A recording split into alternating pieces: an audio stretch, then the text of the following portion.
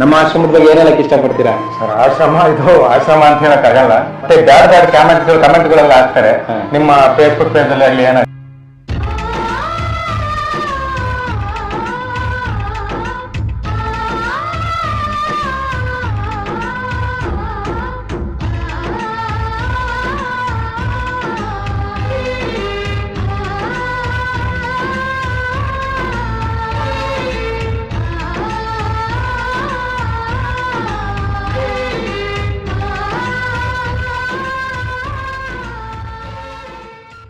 ಎಲ್ರಿಗೂ ನಮಸ್ಕಾರ.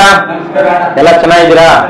ಇವತ್ತು ವಿಶೇಷವಾಗಿ ನಮ್ಮ ಒಂದು ಜನಸ್ನೇಹಿ ನಿರಾಶ್ರಿತರ ಆಶ್ರಮ ಇರ್ತಕ್ಕಂಥ ದೇವ್ರ ಮಕ್ಕಳ ಜೊತೆಯಲ್ಲಿ ಮಧು ಅಣ್ಣವರು ತಮ್ಮ ಹುಟ್ಟುಹಬ್ಬವನ್ನು ಅರ್ಥಪೂರ್ಣವಾಗಿ ಆಚರಣೆ ಮಾಡ್ಕೊಳ್ತಾ ಇದ್ದಾರೆ. ಜೊತೆಗೆ ಇಲ್ಲಿರ್ತಕ್ಕಂಥ ಎಲ್ಲಾ ದೇವ್ರ ಮಕ್ಕಳಿಗೂ ಪ್ರಸಾದದ ವ್ಯವಸ್ಥೆ ಮಾಡ್ಕೊಟ್ಟಿದ್ದಾರೆ.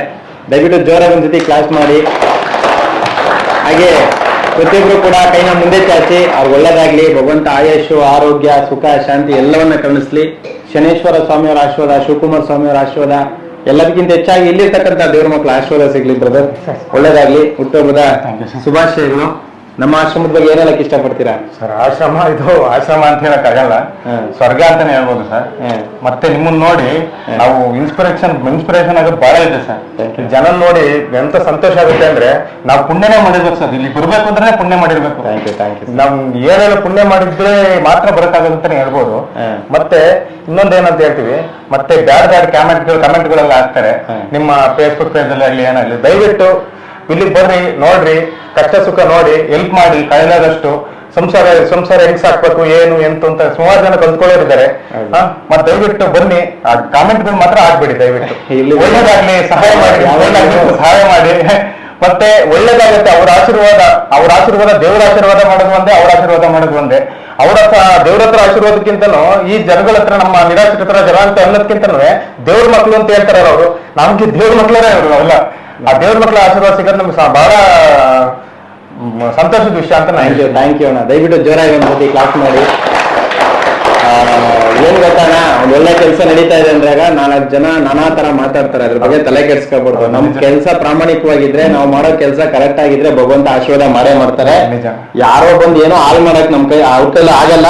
ಯಾರೋ ಬಂದ್ ಏನೋ ಮಾಡಿದ್ರೆ ನಮ್ಗೆ ತಟ್ಟೋದು ಇಲ್ಲ. ಸೊ ನಮ್ಗೆ ಹಾಳು ಮಾಡ್ಬೇಕಂತ ಟ್ರೈ ಮಾಡ್ತಾ ಇದ್ರೆ ಅವರೇ ಹಾಳಾಗೋಗಿರ್ತಾರೆ. ಇನ್ನೊಂದು ಪಾಪ ಅವರು ಇಂತಿ ಮಕ್ಕಳು ಕಷ್ಟ ಸುಖ ಎಲ್ಲಾ ನೋಡ್ಕೊಂಡು ಹೊರಗಡೆ ಸುತ್ತಾ ಇರ್ತಾರೆ. ಅವ್ರ ಫ್ಯಾಮಿಲಿಗೆ ಟೈಮ್ ಕೊಡ್ತಾರೆ ಇಲ್ವೋ ಅದೇ ಗೊತ್ತಿರಲ್ಲ. ಅಷ್ಟು ಕಷ್ಟ ಪಡ್ತಾರೆ. ದಯವಿಟ್ಟು ಅವ್ರಿಗೆ ಒಳ್ಳೇದನ್ನೇ ಬಯಸಿ ಅಂತ ನಾನು ಹೇಳ್ತೀನಿ ಸರ್. Thank you. ಒಳ್ಳೆ